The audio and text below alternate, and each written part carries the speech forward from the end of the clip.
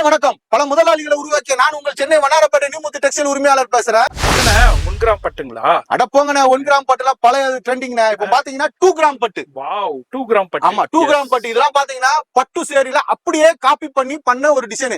இதெல்லாம் பாத்தீங்கன்னா பிராண்டட் ஷோரூம்ல போய் நீங்க பட்டு சேலை எடுத்தீங்கன்னா 25,000 30,000 உள்ள மாடல்ல அப்படியே காப்பி பண்ணி கொண்டு வந்திருக்கோம். இது பாத்தீங்கன்னா வெறும் ரேட் பாத்தீங்கன்னா வெறும் சீப் ரேட் தான். 610 ரூபாய்க்கு தூளா கொடுக்குறோம், ரேட் உடச்சு கொடுக்குறோம்.